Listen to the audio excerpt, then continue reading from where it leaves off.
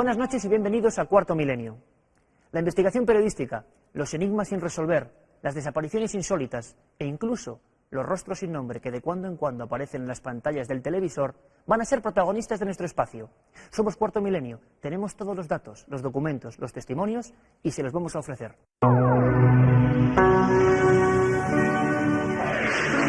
Esa noche iba a cumplir 10 años. Se llamaba Juan Pedro Martínez Gómez y viajaba en la cabina de un camión cisterna junto a sus padres. Su desaparición sigue siendo hoy la más extraña de Europa. Extraños rostros que aparecen en la pantalla del televisor. Algunos son el retrato idéntico de personas ya fallecidas. ¿Qué quieren decirnos? ¿Se trata de un error tecnológico o de un fenómeno sobrenatural? Hoy se cumplen 30 años de la muerte de Franco. Cuarto Milenio investiga en su biografía más oscura y desconocida, en su pasión por la magia, el esoterismo y la masonería. No existe enigma más triste que el de las desapariciones. Ese que componen miles de personas que un buen día se esfumaron sin dejar ni rastro. Es una realidad que está ahí y de la que apenas nadie se preocupa. Este documento al que el equipo de Cuarto Milenio ha tenido acceso es un expediente del Ministerio del Interior que asegura que hoy en nuestro país hay 4.500 desaparecidos de alta extrañeza. Y no solo eso, en los congeladores de la Policía Judicial reposan 500 cadáveres sin nombre, de los cuales no sabemos absolutamente nada. El tema es así de macabro. Sin embargo, yo quiero contarles otra historia, la de un niño que iba a cumplir 10 años una noche de San Juan, de 1986. Quizás su nombre no les diga mucho. Se llamaba Juan Pedro Martínez Gómez. Viajaba en un camión junto a su padre y su madre. Pero aquel viaje se interrumpió y pasaron suficientes cosas para que hoy sea considerado un auténtico expediente X. Dije Juan Pedro Martínez Gómez y quizá recuerden más la identidad de este protagonista si les digo que estamos hablando del niño de Somosierra.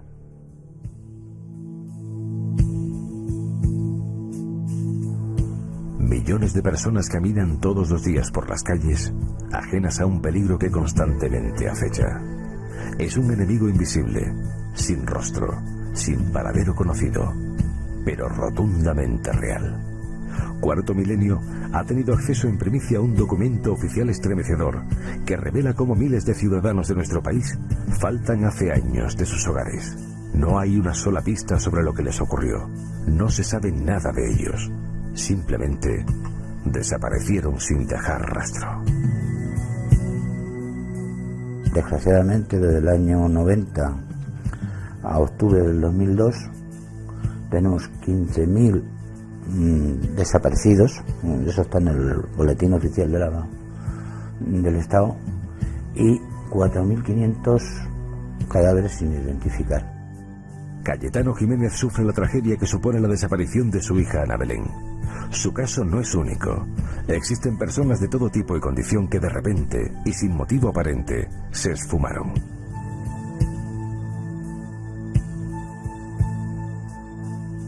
Uno de los casos más inquietantes, considerado en su día el más extraño de Europa, aconteció hace ya casi 2 décadas en las inmediaciones del pueblo madrileño de Somosierra. Andrés Martínez, junto a su esposa Carmen Gómez y su hijo Juan Pedro, partieron felices desde una pequeña pedanía murciana. Sin embargo, nunca llegaron a su destino. El camión cisterna que conducía Andrés volcó a gran velocidad por la antigua Nacional 1, provocando una catástrofe sin precedentes en la zona. La peligrosa carga, ácido sulfúrico, afectó a los campos y a la ribera del río. Los cuerpos del matrimonio yacían sin vida en el amasijo de hierros. El niño simplemente no estaba.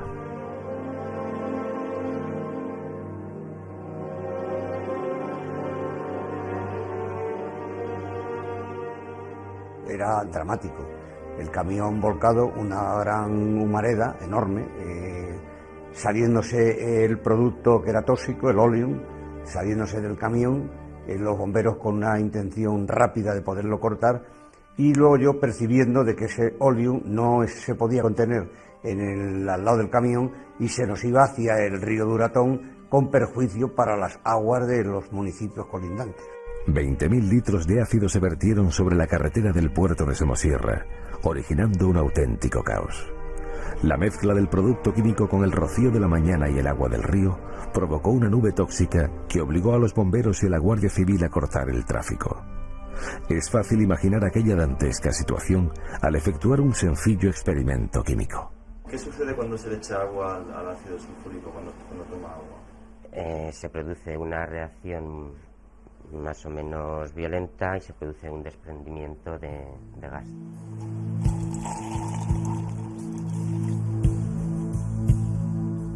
Aquel trágico viaje comenzó aquí, en la tranquila localidad murciana de Los Cánovas, una diminuta pedanía cuyos vecinos, 20 años después, no se explican lo sucedido. En su cementerio reposan los cuerpos de Andrés y Carmen, pero nadie sabe dónde está su hijo, el mismo que aquella noche viajaba con ellos, sentado en la cabina del camión, feliz de compartir aquel trayecto con sus padres. María Legaz es la abuela de Juan Pedro Martínez Gómez, más conocido desde entonces como el Niño de Somosierra. Algunos testigos directos del accidente le confesaron que justo tras la colisión apareció una extraña pareja que mostró un comportamiento enigmático. La prensa habló de que portaban batas blancas. ¿Quiénes eran? ¿Qué buscaban entre los restos humeantes del vehículo? Nosotros no vimos más que al matrimonio. Dice, pero al niño no lo vimos. Solamente que llegó un habanés con un matrimonio, dice con acento extranjero, y él decía que su señora que era enfermera, que su mujer era enfermera, y estuvieron dando vueltas. Y en el accidente, dice, y se fueron, y no nos enteremos ya de más. Si fueron sin decir nos vamos, que pillaron viento y se fueron, se alargaron sin decir ni media palabra.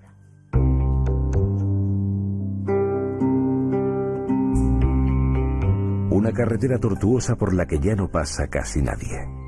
Este es el lugar exacto del accidente. Aquí se interrumpió aquel viaje. A lo largo de mesones y estaciones de servicio de la ruta, varios testigos vieron al niño e incluso le sirvieron en mitad de la madrugada. El último en hacerlo, muy cerca del lugar de la colisión, fue el camarero Felipe Alhambra. El hombre pidió un café solo para él, un vaso de leche con una bayonesa para el niño y un café con leche para la señora. Se lo tomaron y se marcharon. Nada más marcharse en el momento, yo vi que salía una cisterna, o sea, un camión cisterna. Casi 2 décadas después, aún son visibles los montículos de cal que se utilizaron para neutralizar el ácido sulfúrico desprendido del camión cisterna. Fueron muchos los que especularon en su día con la posibilidad de que este líquido hiciera desaparecer el cuerpo de Juan Pedro. Era un modo de explicar lo sucedido, pero hoy sabemos que la hipótesis, a ojos de la ciencia, resulta imposible. A pesar de la gran capacidad corrosiva y disolvente de este ácido, en una persona hay una serie de componentes o elementos internos y externos que no son susceptibles de ser atacados y disueltos por el ácido sulfúrico. Pensemos simplemente en los dientes, por ejemplo. Otro ejemplo son algunos componentes de una ropa que cualquier persona de cualquier edad puede llevar puesta, botones, la suela de unos zapatos.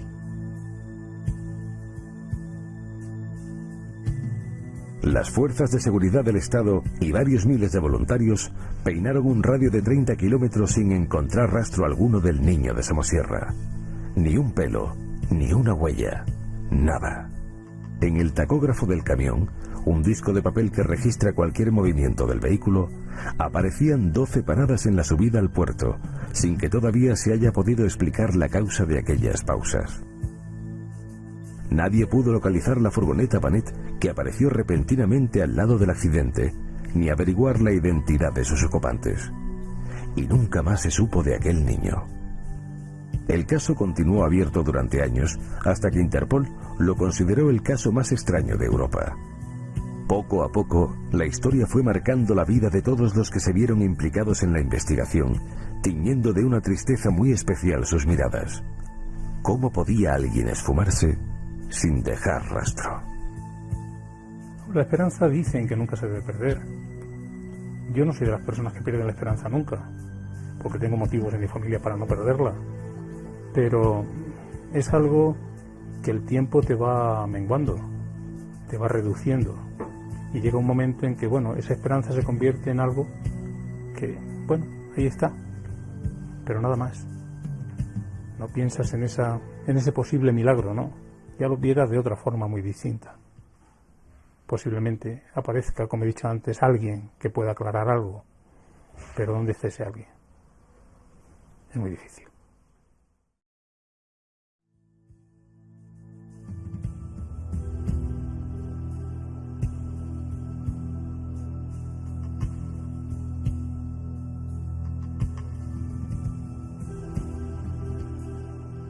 Pronto se cumplirán 20 años de aquella fatídica noche de San Juan y seguimos sin pistas, sin rastro de Juan Pedro Martínez Gómez, ya para siempre el niño de Somosierra.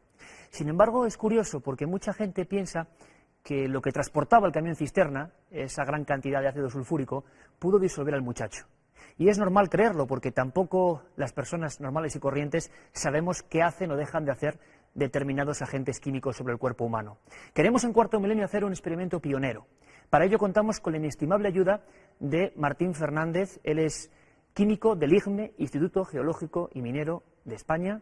Buenas noches, bienvenido. Buenas noches. Vamos a intentar mostrar si el ácido sulfúrico, en una carne muy parecida a la del ser humano, carne de cerdo, genera esos desastrosos fenómenos, ¿no? No, ciertamente no, esos fenómenos son mucho más lentos. Bueno, debo indicar antes que nada que este experimento debería realizarse en una vitrina de laboratorio, pero tomando ciertas precauciones lo podemos realizar aquí. Siempre, Martín, decir que con el máximo cuidado, que nadie se le ocurra ni por lo más remoto hacer esto en su casa, claro. Efectivamente, con una protección adecuada, efectivamente, sí. Entonces, cogemos un trozo de carne, de cerdo, y el primer efecto que se va a advertir es que debido a la densidad del ácido, que es casi el doble que la del agua o la de la carne, tanto humana o de un animal, va a flotar. Con lo cual la acción del ácido, que normalmente no salpica, aunque podría suceder, la acción del ácido solo se hace por la parte de abajo, porque la parte de arriba ya empieza a flotar. Ahí lo vemos. ¿Visto? Es inútil añadir más ácido, puesto que sigue flotando. Se queda flotando, pero Martín, esto realmente es ácido sulfúrico, porque mi idea es que esto iba a disolverse en segundos, le soy sincero. El efecto de disolución o de ataque del ácido sulfúrico es bastante lento.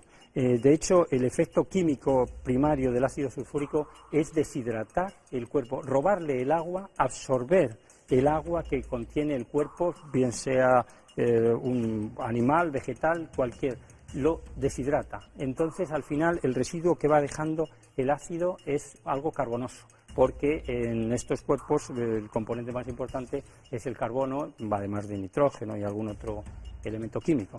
Entonces, el efecto es muy lento. Aunque presionásemos hacia abajo ese pedazo de carne, imaginando que es el cuerpo del niño, con todo el respeto, por supuesto, diciendo esto, jamás quedaría en el fondo. Efectivamente, se va hacia arriba con mucha mayor facilidad. Que, bueno, le digo esto porque hay una teoría que hemos escuchado y que llamaron efecto bañera. Pensaban que el niño pudo quedar sumergido en el ácido, pasando constantemente por encima y que se disolviese en apenas 2 o 3 horas. Estamos viendo que eso con esta prueba es imposible. Imposible totalmente.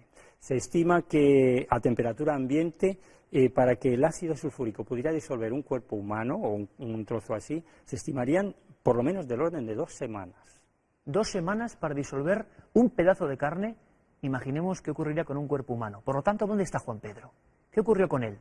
Esta prueba demuestra que el ácido no pudo desintegrar su cuerpo. Eso lo sabía bien su abuela María Legaz, que todavía, desde el pequeño pueblo de Los Cánovas, espera una respuesta. Yo qué sé por lo que podía ser. Unos dicen una cosa y otros dicen otra. Yo qué sé si es que llevaría el camión.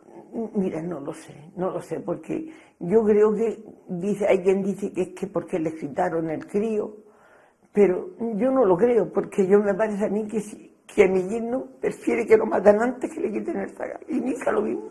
Sé yo, madre mía, tenía que ser uno muy amigo para que le dejaran el zagal a ellos. Así a uno cualquiera le iban a dejar el zagal, no, aunque lo hubieran apuntado con una pistola. Sé yo que no. Prefiere morir antes de dejar el zagal. Y si es que se lo quitaron, pues a lo mejor iban atribulados ya. Yo que sé, loco. ¿Qué habrá sido de Juan Pedro Martínez Gómez? ¿Continuará vivo? ¿Será uno más en la lista de fallecidos y desaparecidos de alta extrañeza? ¿Sabrá de las muchas personas que le buscaron? ¿Sabrá que es un dígito más, considerado por Interpol el más extraño caso de Europa en su género? Tenemos con nosotros en Cuarto Milenio a Juan García, portavoz de la familia del niño de Somosierra, que lo buscó denodadamente durante más de 3 años. Juan, buenas noches. Hola, buenas noches. Tenemos también a Carmen Porter, que nos va a informar de cómo hay casos parecidos, quizá no tan extraños, pero casi en nuestro propio país. Por desgracia, Iker, buenas noches, hemos tenido algún caso casi igual que extraño que el de Juan Pedro. Juan, 170.000 carteles empleados en toda España para difundir la imagen y que nadie se olvide de este rostro, de Juan Pedro Martínez. Así fue.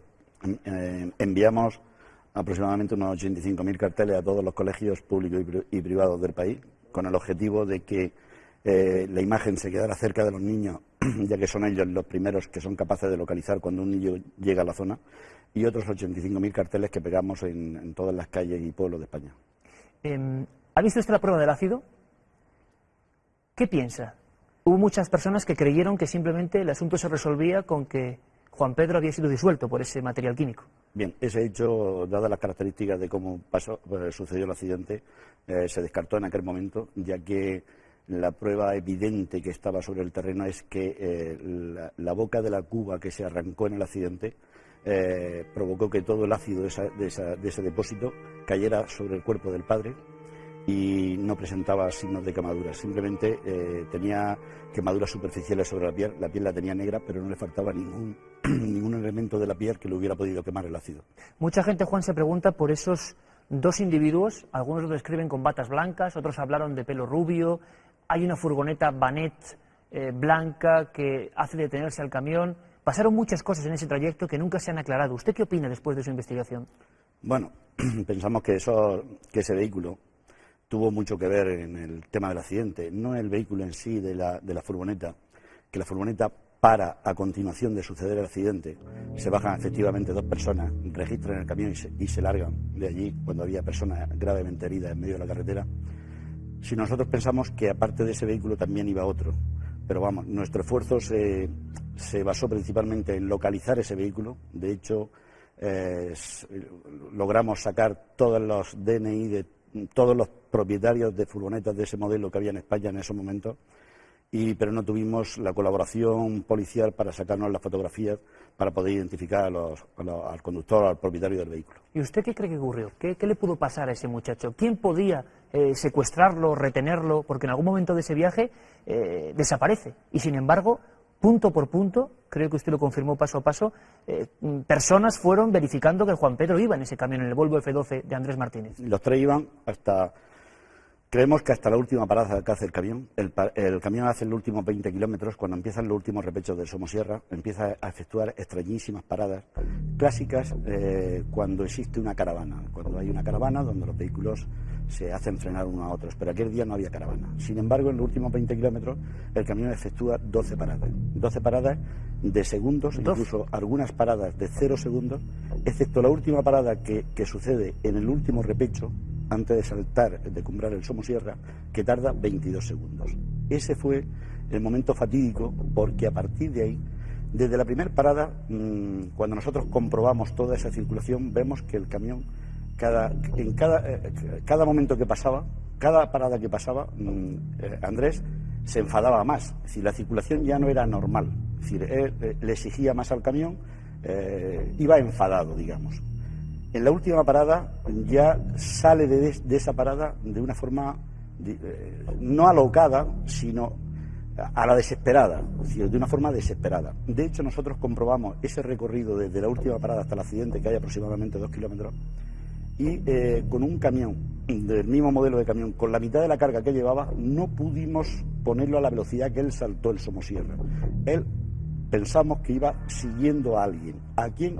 A quien se había llevado el niño. En esa parada le quitaron el niño. ¿No hay sospechas, Juan, de nadie que tuviera algún enfrentamiento con la familia, con el conductor, Andrés Martínez? Porque ¿por qué van a llevarse un niño que iba a cumplir 10 años precisamente ese día? Pues eso es lo inexplicable, ¿no? Y decir, ¿qué pasa ahí? Pero ese caso nos aclara un poco la duda, el hecho de que qué pintaba ese vehículo que al mismo estrellarse llegan y registran el camión. ¿Qué buscaban? Van a cumplirse 20 años, Juan, ¿y usted ha perdido la esperanza ya o eso nunca se pierde? ¿Cree que Juan Pedro puede estar en algún lugar? Sinceramente, ¿usted qué piensa? ¿Dónde puede estar este muchacho? Que hoy tendría 30 años ya. Tendría 29 años, sí. ¿Qué pudo pasar? Lo que está claro es que allí el cuerpo no estaba.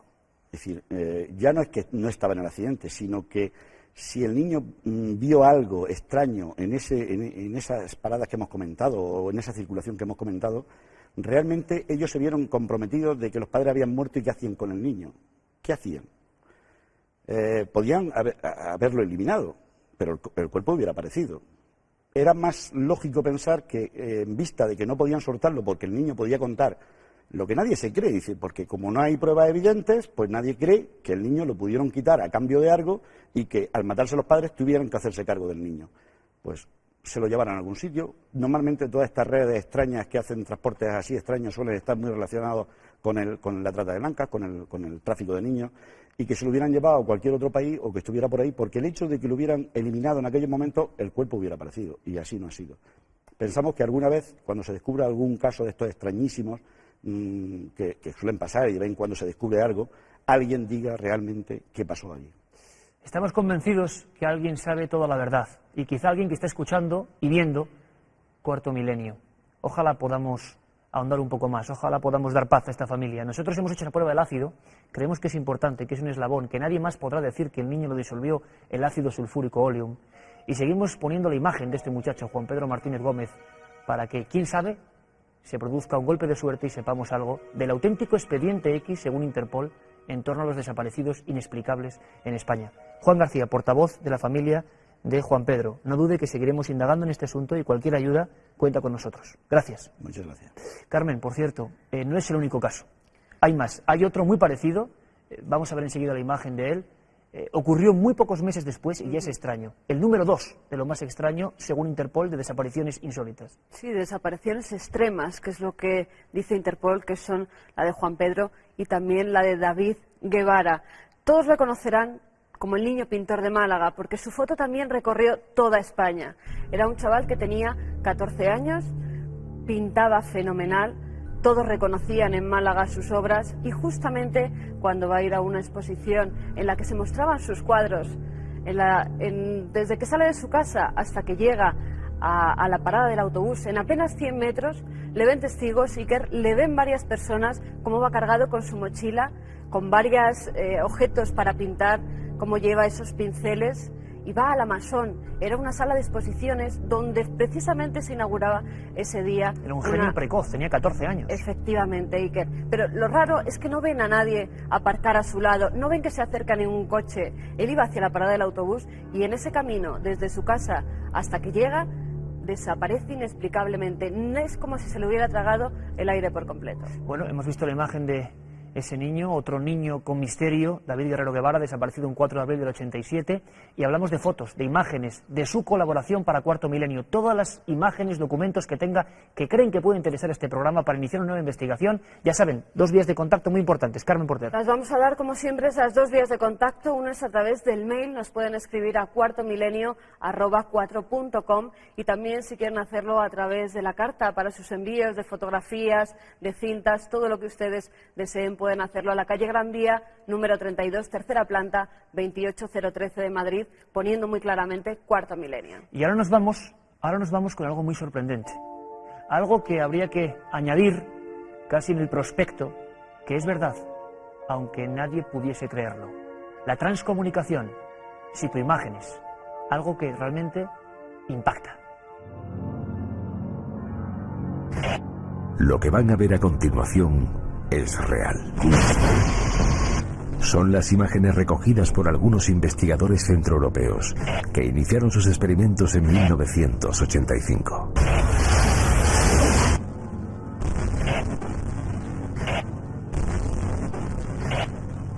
¿A quiénes pertenecen estos rostros?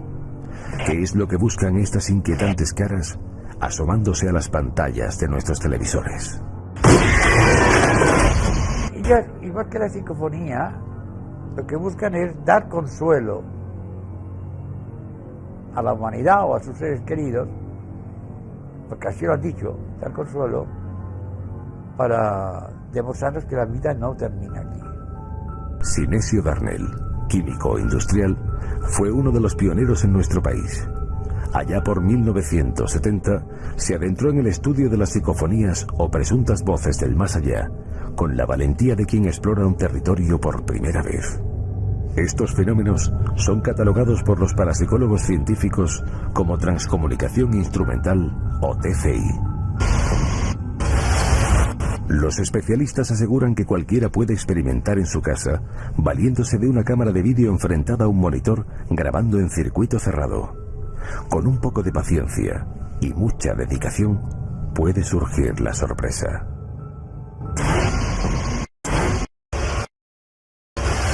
Estas imágenes fueron recogidas por un grupo de investigadores de las Islas Canarias. Sobrecogen por su nitidez y quizás sean las más contundentes que se hayan obtenido nunca. Al parecer, sus autores decidieron dejar de experimentar, superados por lo desconcertante de estos rostros. Pero, ¿cómo podemos cerciorarnos de que no sean producto de un error técnico? Algunos estudiosos están convencidos de que se trata de personas fallecidas que se pueden identificar por comparativa fotográfica. Muchos han reconocido como personas fallecidas.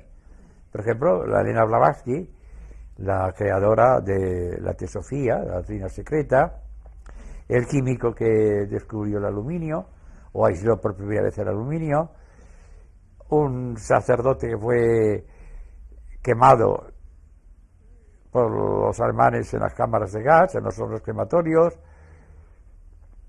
Einstein también ha salido, o sea que hay pruebas de que sí.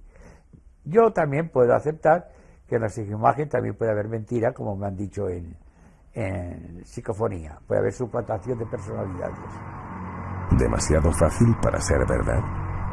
¿Qué se esconde tras el asunto de las psicoimágenes? ¿Por qué hace tanto tiempo que no se difunden avances en la investigación? ¿Se sigue experimentando en la actualidad? Las imágenes que acaban de ver son sorprendentes y sin duda podríamos añadir el adjetivo de inquietantes. ¿De quiénes son estas caras? ¿Qué quieren decirnos? ¿Por qué surgen de esta forma? Nos interesaba conocer el asunto desde sus propias entrañas tecnológicas, saber cómo se hace esto, cómo los investigadores llevan por lo menos 20 años indagando en este asunto de la transcomunicación, cómo obtienen estos registros tan extraños. Contamos con la ayuda de Joan Tintó, hipnólogo clínico, y junto con Alfonso Galeano está llevando el Laboratorio Parapsicológico de Barcelona con una grandísima labor, muy seria y muy objetiva, hay que decirlo. Joan, buenas noches. Muy buenas noches. ¿Qué tenemos aquí, Joan? Explícalo un poco a nuestra audiencia de Cuarto Milenio, porque todo esto es un sistema clásico de obtención de psicoimágenes. Sistema clásico que mi compañero Alfonso Galeano ha puesto al día y ha diseñado para trabajar con más comodidad. Me gustaría que estuviera aquí para poder presentarlo, pero bueno, hemos hecho una simulación acoplando la cámara de vídeo a un monitor, haciendo un circuito cerrado de retroalimentación entre la cámara y el monitor, y con el efecto de zoom hemos aumentado la imagen buscando un campo que fuera apropiado para que aparecieran estas supuestas caras. Y aquí vemos ahora mismo una especie de efecto de blanco y negro, de contrastes. Esto se va grabando antiguamente, Joan, esto se iba grabando en una cinta de vídeo. Sí, efectivamente. Y luego los investigadores, ¿qué hacíais con ese material? Fíjate, durante muchísimos años el sistema antiguo ha sido el trabajar, como tú bien has dicho, con el fotograma. Esto era pesado, era realmente laborioso, además servía para estropear los cabezales e ir cambiando magnetoscopios de vídeo. Mi compañero Alfonso diseñó un sistema que es innovador en este sentido porque permite ver directamente, sin pasar por los elementos de los antiguos VHS, permite ver directamente el proceso directamente en la pantalla, solamente con el ajuste entre la cámara y el televisor. Para que la gente nos entienda muy bien, Joan, las imágenes que estamos viendo ahí, ¿aparecen las caras directamente? ¿Son de gran tamaño? ¿Lo que se suele obtener, sin embargo, son cosas mucho más pequeñas?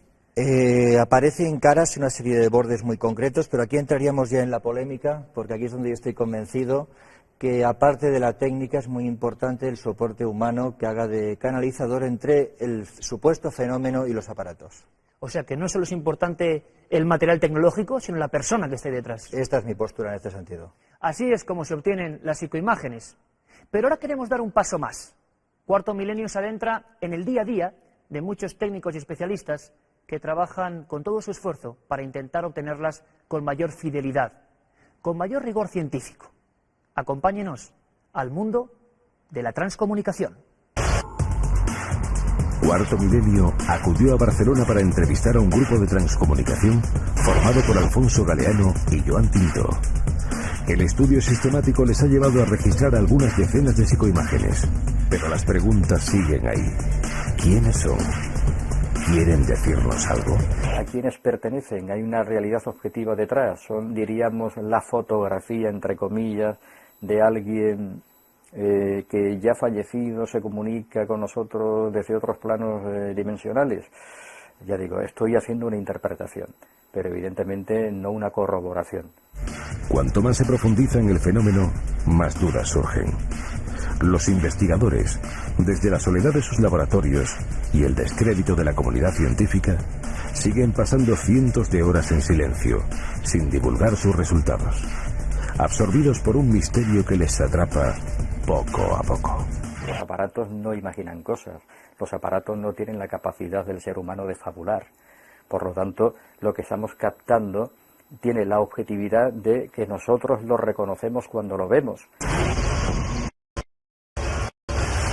En 1985, según manifestó el pionero Klaus Riber, su hija Karen, fallecida meses atrás, a través de la psicofonía, le había guiado paso a paso en la forma de captar las primeras psicoimágenes de la historia. Klaus falleció poco tiempo después, convencido de haber contactado con sus seres queridos y seguro de haber tendido un puente entre nuestro mundo y el de ellos. El padre de las psicoimágenes en Europa, Klaus Schreiber, bueno, él tuvo ocasión de ver a su hija muerta y a seres queridos fallecidos. Yo particularmente no he tenido esta experiencia. La pregunta que nos invade al ver estas inquietantes secuencias es lógica. ¿Qué peligro puede correr el experimentador de este fenómeno? ¿Hay que poseer una preparación especial para enfrentarse a él?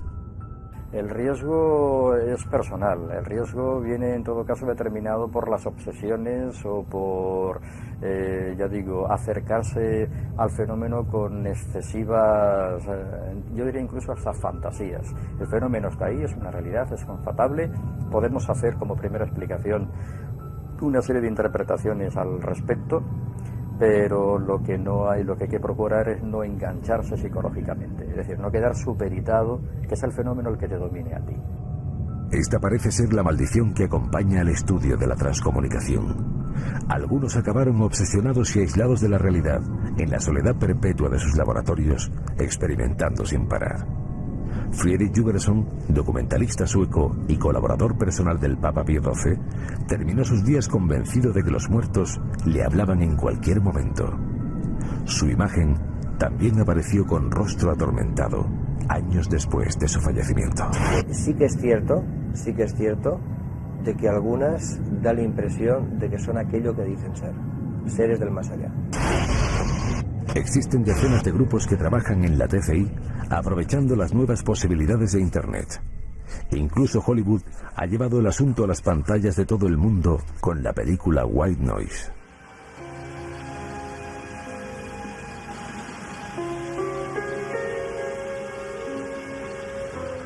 Hay quien asegura que estamos asistiendo al despertar de una nueva religión tecnológica cuyas bases ya están formuladas.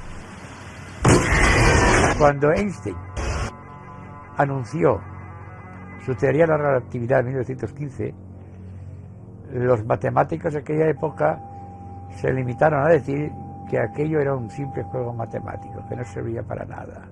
Luego, con el paso de los años, mira si ha servido la teoría de la relatividad. En este caso yo no pretendo ser ningún Einstein, ni mucho menos, pero quién sabe, quizá el día de mañana, esto que ahora parece un juego o una ficción, pueda tener una trascendencia o una importancia para otras investigaciones más profundas. ¿Quién sabe si el tiempo y los esfuerzos de unos pocos exploradores a contracorriente harán que descubramos el final de este enigma?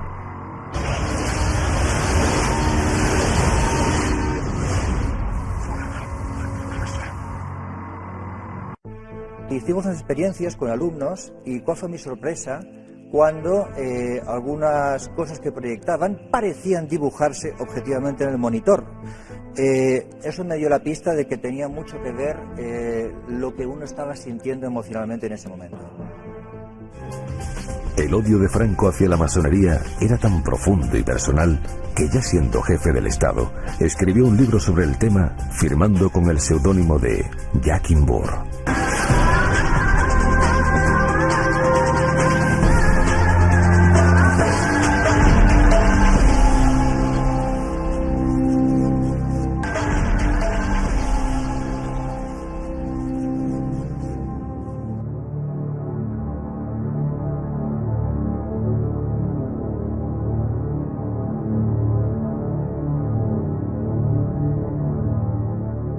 Les confieso que no sé qué son esas caras ni a quién pertenecen, pero sinceramente impresionan lo suyo. Joan Tinto, ¿qué es lo que hemos visto, según tu opinión? Pues estas imágenes de Canarias que hemos visto son unas caras demasiado perfectas y encuentro a faltar que me expliquen las variables de cómo se han conseguido. Cosa necesaria como investigadores para poder reproducir el fenómeno con esas variables y poder contrastar si se puede repetir o no. Como no hemos podido hacerlo, expongo mis dudas debido precisamente a que no hemos podido contrastarlo.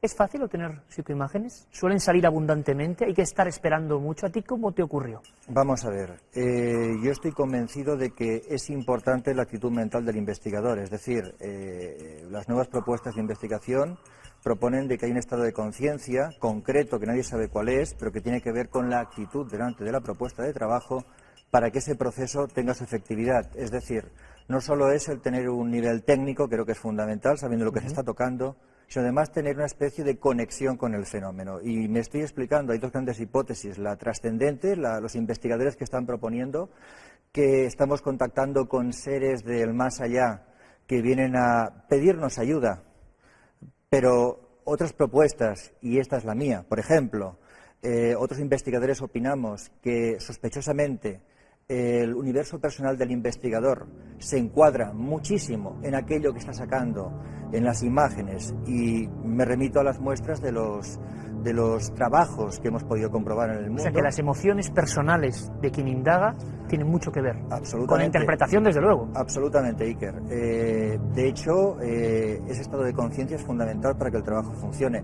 Ocurre en todo tipo de tareas psíquicas, desde la telepatía, la precognición, pero mucho más en un trabajo de espiritismo electrónico, como sería en definitiva el trabajo de psicoimágenes. ¿Por qué investigadores que están deseando, tienen un apego muy fuerte por la pérdida de un ser querido, contactar con ese ser querido, están consiguiendo las caras de esa persona? Ahora me viene a la mente Klaus Schreiber en el año 85, quería contactar con su hija Karin y ella le dijo a la ventana y fue al televisor. ¿Por qué otros investigadores en todo el mundo han perdido seres queridos que han aparecido en esa pantalla? Oye, mi compañero Alfonso, que es uno de los mejores investigadores que hay en Europa, y yo diría bien del mundo, él viene de la investigación ufológica y ha conseguido caras que parecen ser similares a lo que llamaríamos EVEs o extraterrestres. Tú me estás diciendo que lo que piensa el investigador es importante a la hora de verse reflejado en la pantalla. ¿Y a ti qué te ocurrió? Me gustaría saberlo, Iván. Yo no sé si es eso, digo que es lo que parece ser. Cuando lo que me ocurrió a mí es que soy un cotilla, yo soy un cotilla, y tenía mucha curiosidad por ver si había efectos telepáticos. Y hicimos unas experiencias con alumnos, y ¿cuál fue mi sorpresa? Cuando algunas cosas que proyectaban parecían dibujarse objetivamente en el monitor. Eso me dio la pista de que tenía mucho que ver lo que uno estaba sintiendo emocionalmente en ese momento. Tú eres hipnólogo clínico, conoces perfectamente los resortes de la mente humana, sabes de sus necesidades y de sus reacciones también en otras ocasiones.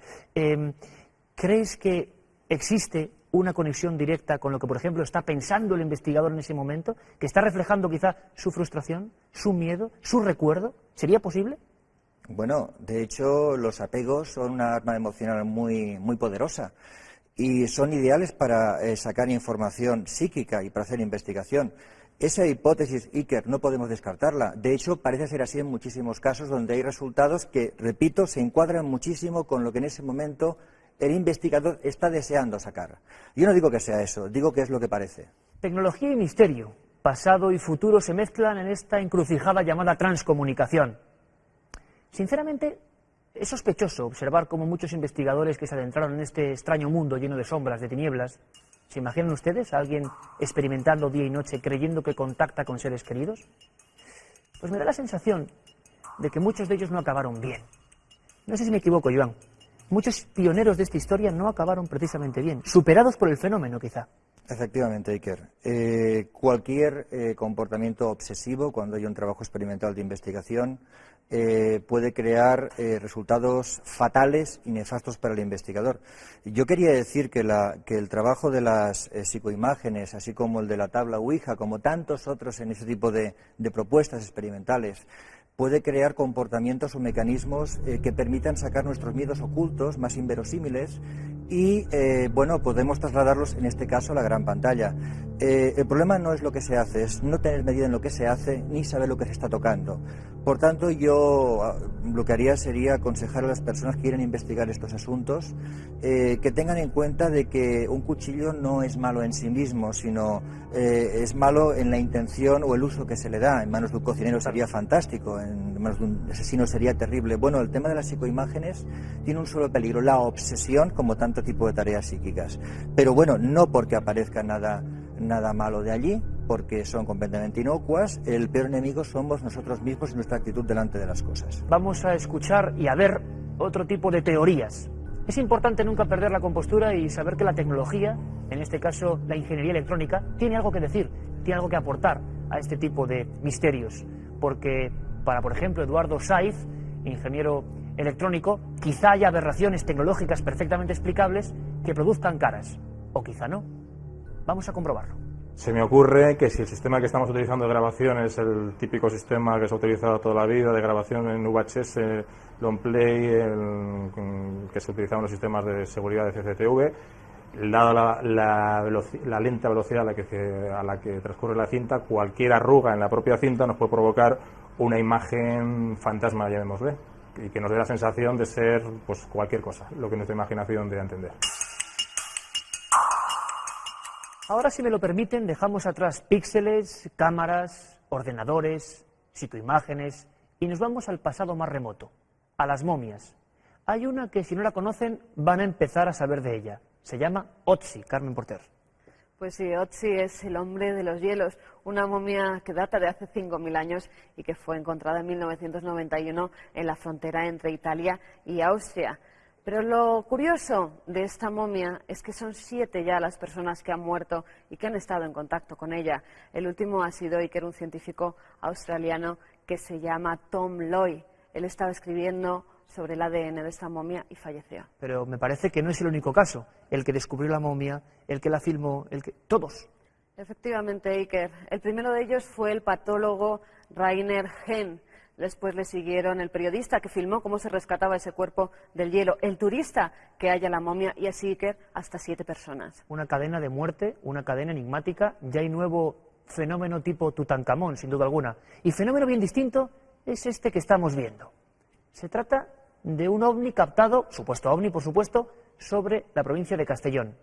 Atentos a esta fotografía porque abrió informativos de todas las cadenas de televisión de este país. Incluso, Carmen, creo que hay declaraciones de la niña protagonista de esta historia.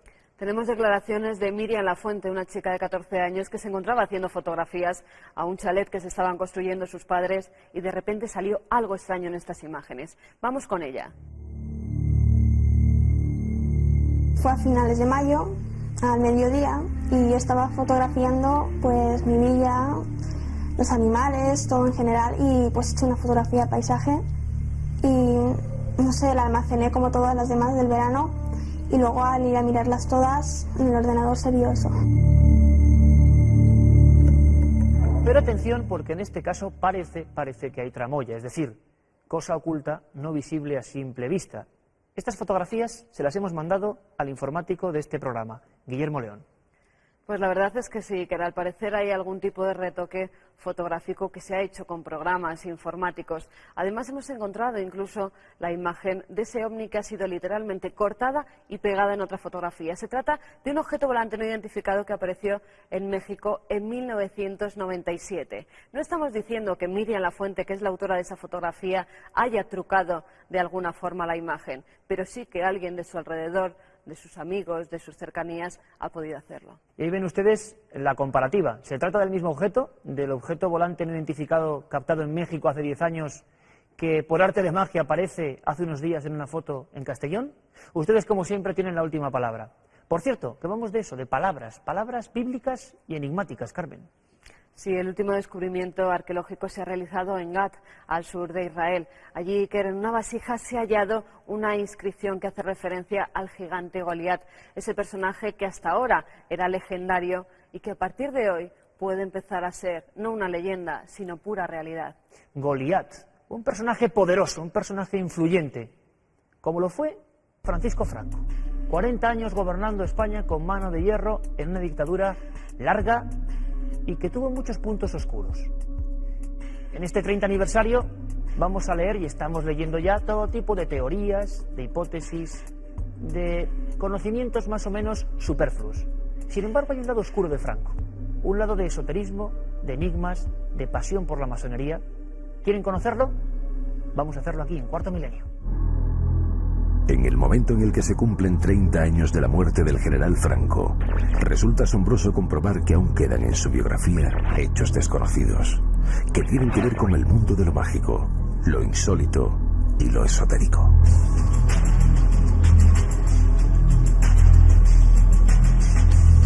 Ya en la Guerra de África, cuando el joven comandante Franco cosechaba una victoria tras otra en las condiciones más desfavorables, entre las tropas bereberes comenzó a circular el rumor de que aquel menudo oficial era poseedor de la baraca, una bendición sobrenatural que le preservaba de todo mal. Alberto Borrás, antiguo miembro de los servicios de inteligencia en Marruecos, recuerda bien aquella historia. Pues el comandante estaba haciendo sus necesidades en un lugar del frente. Entonces un francotirador rifeño que tenía una puntería endiablada, esta gente, le disparó en el momento que un tábano le picó. Entonces el movimiento brusco que hizo el entonces comandante evitó que la bala le atravesara la cabeza. Pero es posible que aquello fuera algo más que suerte.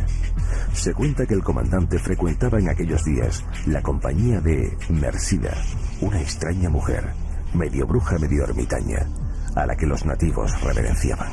Que ya había conocido bastante a Franco y le había asesorado en algunas decisiones importantes, pero no creo que utilizara cartas ni bolas de cristal ni nada de este tipo. Esta era una mujer muy intuitiva y sencillamente con la intuición ya tenía bastante, ¿no? Veía lo que iba a pasar, ¿no? Contase con ayuda sobrenatural o no, lo cierto es que durante la guerra civil el ya proclamado caudillo siguió disfrutando de la misma suerte. Todas las personas que en casi 40 años pudieron ocupar su cargo murieron repentinamente. Tras la victoria, se desató un periodo de represión en el que hubo un grupo que fue perseguido con especial saña: los masones. Algo que llama la atención si tenemos en cuenta que el propio padre de Franco y uno de sus hermanos habían pertenecido a la organización. La masonería fue totalmente aniquilada por Franco. Cuando sacó la ley de la represión la hizo de forma retroactiva, y cualquier persona que fuese masón era condenado, encarcelado e incluso fusilado. Llegó a tal situación que llegó a hacerle juicios y a condenar a personas que ya había fusilado y que estaban muertas. Por lo tanto, lo que hizo la dictadura fue erradicar totalmente la masonería del suelo español. El odio de Franco hacia la masonería era tan profundo y personal que, ya siendo jefe del Estado, escribió un libro sobre el tema, firmando con el seudónimo de Jacques Imbourg. En los años 50, Francisco Franco recibió en el Palacio del Pardo, en audiencia oficial, a un personaje, un autor llamado Joaquín Bor. Este personaje, la verdad es que era curioso que Franco lo pudiera recibir en el Palacio del Pardo, porque era realmente un seudónimo que él mismo utilizó en un libro que se llama Masonería, y que escribió además con ayuda de Carrero Blanco, que bueno, como era su colaborador en muchos aspectos después de la Guerra Civil, también lo fue en la confección de este libro, que contenía una serie de artículos contra los masones. El libro, por supuesto, admitía todas las teorías de la conspiración posibles y habidas y por haber en contra de los masones, y las tomaba como totalmente ciertas y auténticas, hasta el punto de que llegaba a decir incluso, por ejemplo, como un dato, que las Naciones Unidas estaban controladas por un superestado masónico, en esto muy parecido a los protocolos de los sabios de Sion, que lo que pretendía era dominar pues directamente el mundo. Como es lógico, en este 30º aniversario, las librerías se han llenado de títulos hablando de Franco, evidentemente, estudiando su perfil psicológico, su importancia en la historia. Hay otros libros más extraños, El otro Franco, incluso libros que tuvieron sus problemas con la dictadura. Franco y los muertos providenciales, ¿por qué? Porque se dijo que todos los que pudieron hacerle sombra acabaron falleciendo en extrañas circunstancias. Incluso, obsérvenlo bien, ¿por qué Franco no fue masón? Otro libro que tuvo sus problemas. Argumentaba que Francisco Franco odiaba la masonería, pero es que quiso pertenecer a ella como parte de su familia. Quizá el título más sorprendente de todos sea Franco Top Secret. Su autor está con nosotros, José Lesta. Buenas noches. Buenas noches, Iker. Oye, ¿Franco realmente fue un auténtico estudioso de lo enigmático? ¿Consultaba videntes? ¿Su madre fue espiritista? Esto casi parece ficción, pero tú demuestras junto a Miguel Pedrero, el coautor del libro, que es real.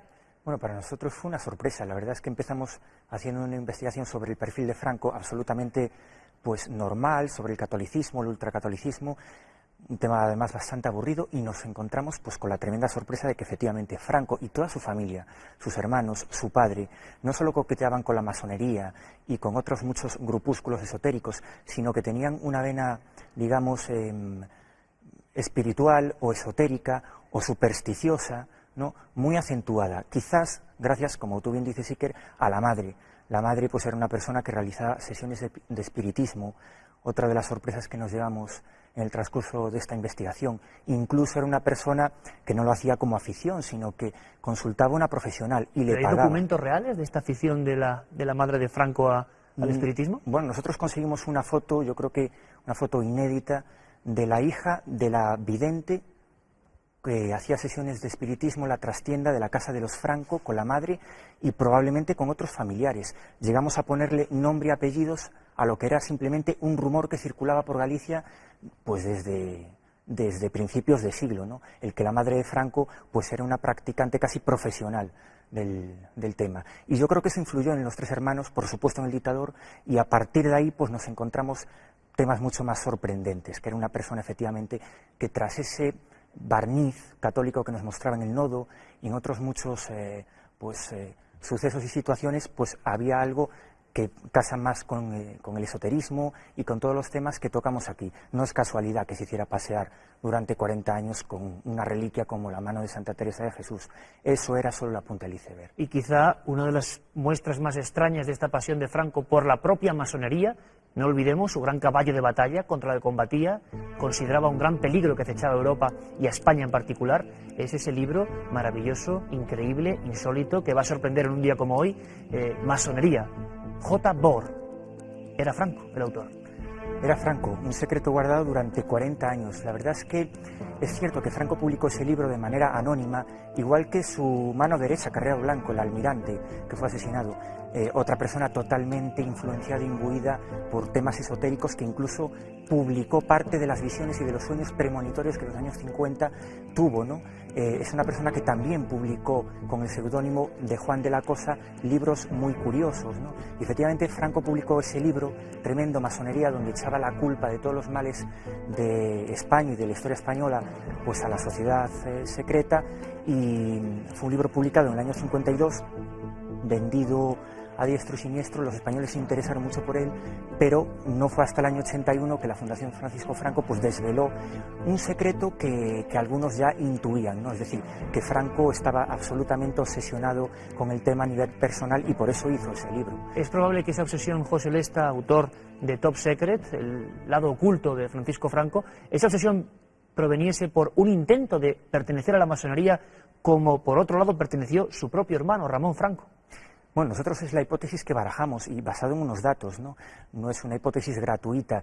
Franco, según esos datos, intentó entrar hasta 3 veces en la masonería. ¿3 veces? Sí, bueno, esto dicen que no hay 2 sin 3. Franco tenía 2 hermanos, uno de ellos, el famoso aviador mundialmente conocido por el viaje del Plus Ultra, era masón, además de una logia, Concordia, en Madrid, muy curiosa, una logia que siguió funcionando en España a lo largo de todo el siglo XX. Por ejemplo, hasta hace poco, banqueros como Mario Conde formaban parte de esa logia, ¿no? Y su otro hermano, Nicolás Franco, era una persona quizás el más inteligente, más dedicado al mundo de los negocios, era jefe de los Rotarios en Valencia. Los Rotarios, para que nos hagamos una idea, es una especie de masonería de tipo empresarial, por decirlo de alguna manera.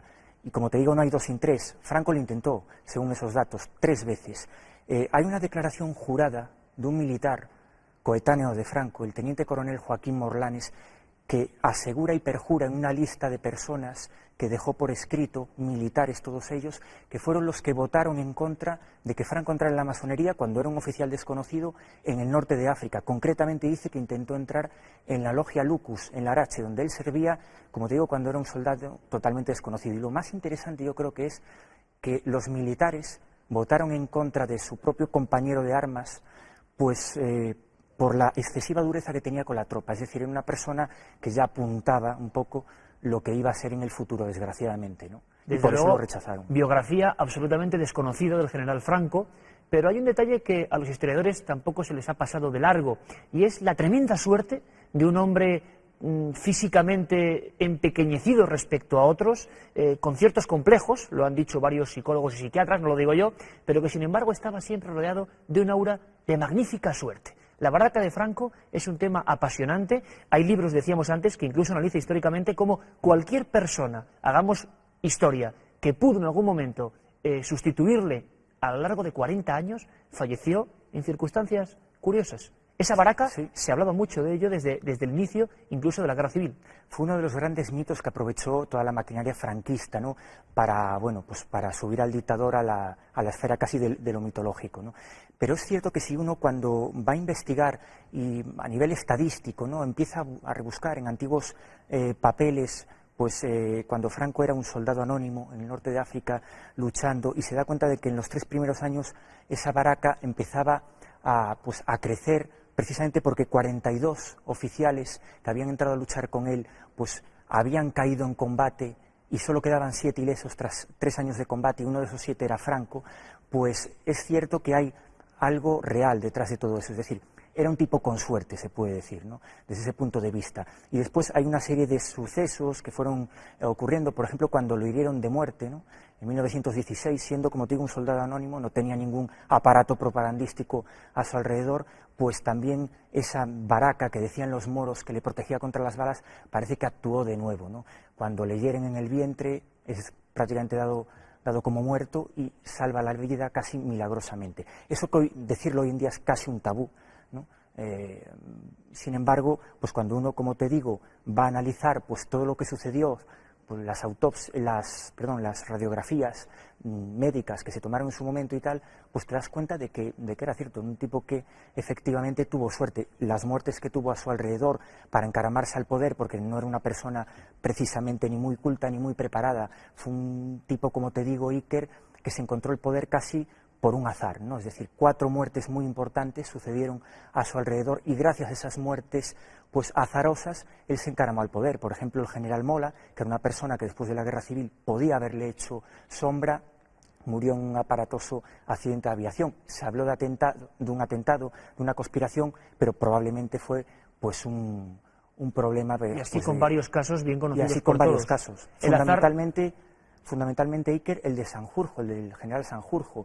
Esa era la persona, quizás fue el mayor golpe de suerte de Franco, era la persona que iba a liderar pues la guerra civil, ¿no?, el bando, digamos, nacional o franquista.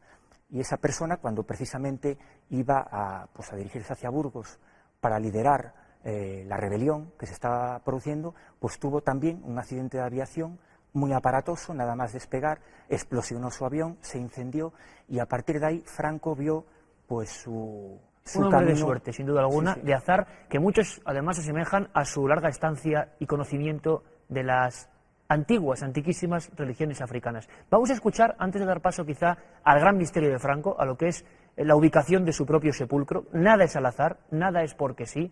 Vamos a descubrir cierta simbología secreta. Antes les dejamos con declaraciones de los perseguidos de Franco. Asunción Tejerina, gran maestre de la logia femenina masónica de España, lo cuenta y lo revive así.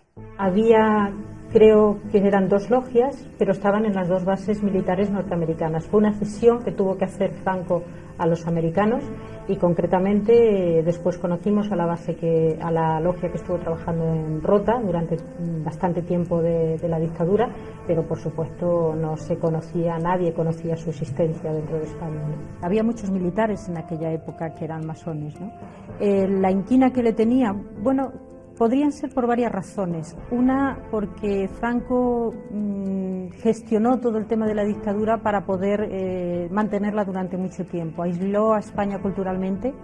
Si tú no puedes contrastar con lo que pasa en el extranjero, pues puedes vivir más o menos a gusto aquí. Hizo que la policía nos metiese el miedo a cualquier brote libertario por parte de los españoles, y luego pues persiguió, puso a varias instituciones para perseguirlas, que era la masonería, los judíos, y metió también ahí a los comunistas. Y de esta forma todos los males que pasaran en España había unas organizaciones de las cuales eran las culpables. Éramos el chivo expiatorio de cualquier cosa que no funcionara en España. Bueno, yo creo que lo creó de una manera bastante inteligente para conseguir sus objetivos, ¿no? Esto hizo que hasta el último discurso que pronunció Franco, el último en vida, pues hablara en contra del contubernio judeo-masónico comunista, ¿no? Hizo de una manera sistemática la aniquilación de cualquier brote de libertad en España durante toda esa época, ¿no? Franco ordenó construir el Valle de los Caídos siguiendo unas coordenadas esotéricas muy precisas. Investigar bajo esa coordenada lo que es esa inmensa construcción es sumamente interesante. Estoy seguro que van a hacer un viaje por un lugar conocido, pero con otros ojos, sin duda alguna. Presten mucha atención. El primer proyecto del Valle de los Caídos era una pirámide, entre otras cosas. Lo que pasa es que ese no es un proyecto que Franco hiciera. Lo desarrollaron 3 personas, un noble, un arquitecto y un artista, en Madrid, en el 36-37, y tenía 2 elementos. Por una parte, un arco del triunfo, que iba a tener al apóstol Santiago, el patrón de España, con una bandera de España hecha en piedra, y detrás también otras figuras alegóricas. Y después lo más llamativo era efectivamente una pirámide que iba a estar donde estuvo el hospital clínico, que fue destruido en la guerra, y que iba a tener 150 metros de alto. Y eso, bueno, pues para que nos hagamos una idea, sería más alto que la pirámide de Keops en Gizeh. O sea, sería en pleno Madrid, sería la pirámide más grande del mundo. Lo que pasa es que ese proyecto, ya digo que Franco lo rechazó de plano y creó su propio proyecto. No en sí, claro, porque no tenía conocimientos para hacerlo, pero encargó a unos arquitectos hacerlo, y todos los detalles de los planos y todas las decisiones de otro tipo, por ejemplo la localización, todo eso lo eligió Franco él personalmente. O sea que esto era una obra personal de Franco. Era igual que el Escorial era para Felipe II, el Valle de los Caídos es lo mismo para Franco.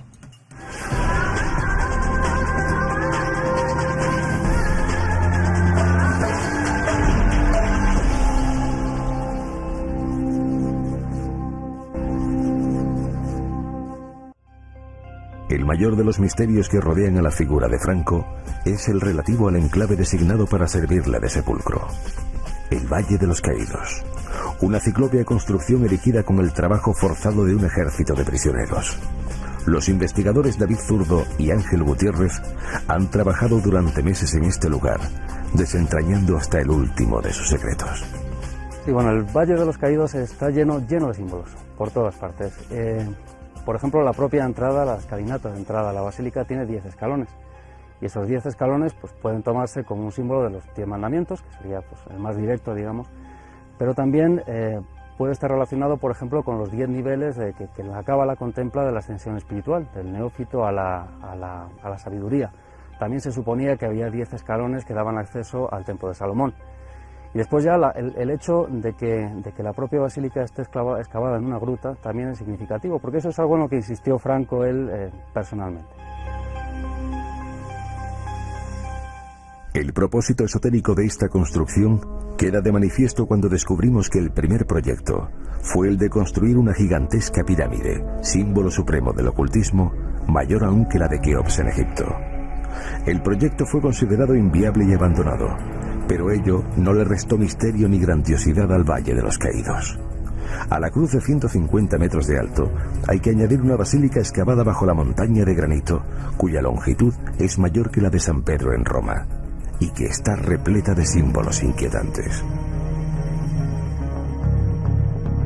Una de las figuras más sobrecogedoras es la de Azrael, el ángel exterminador. Dice una antigua leyenda que aún corre entre el personal del recinto que algunas noches se puede oír un canto de mujer saliendo del interior de la estatua.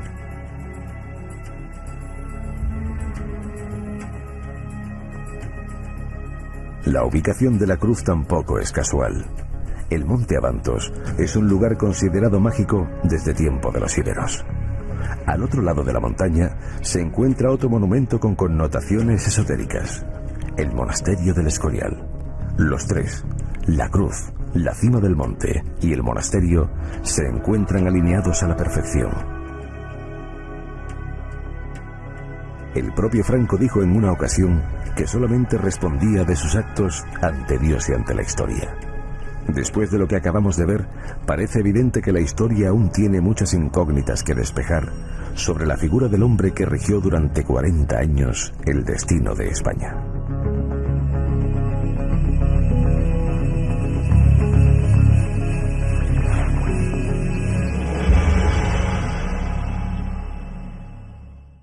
Estoy seguro de que les ha sorprendido la historia de la gran pirámide que se iba a alzar en Cuelgamuros.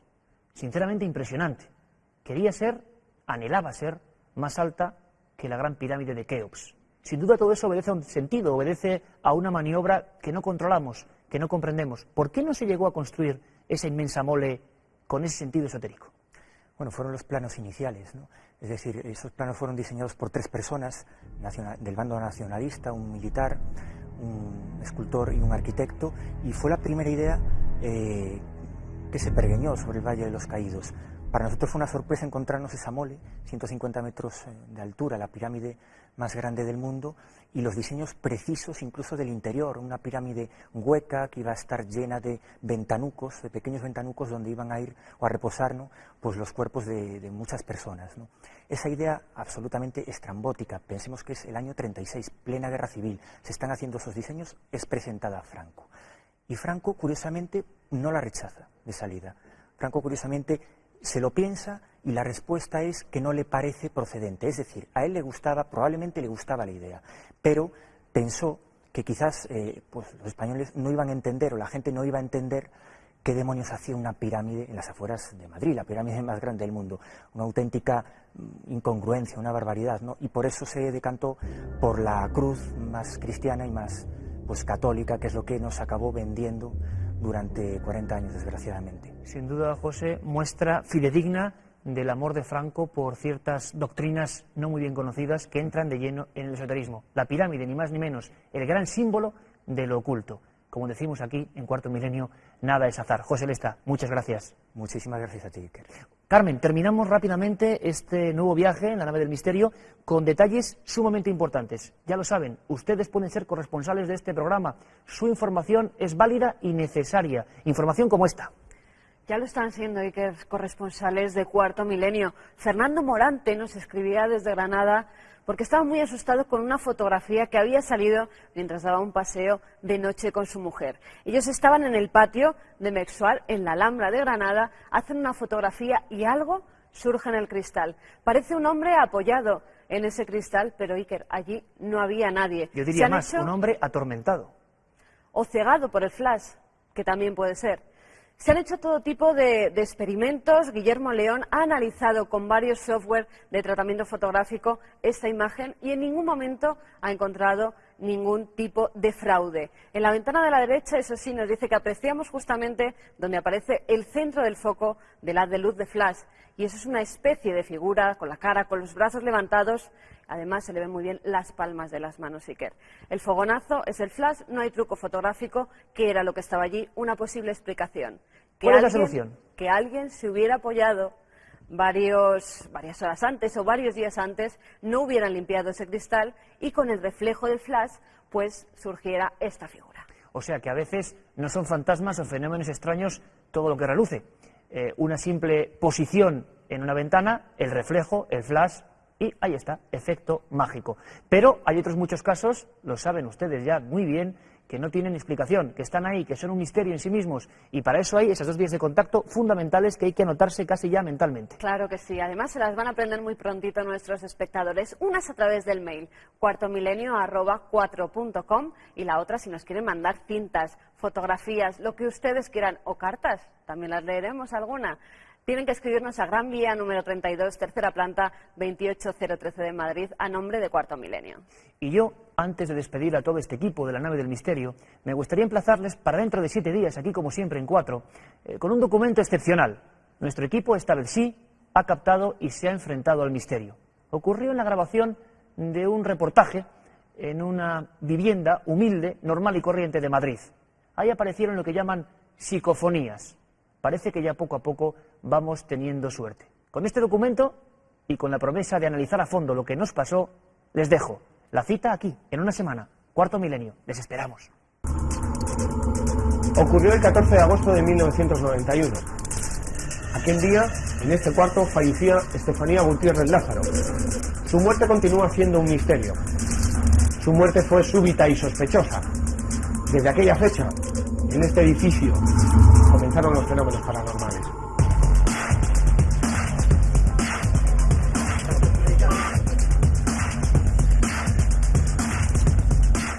Si vuelves a nada, cógelo tú y te metes donde puedas.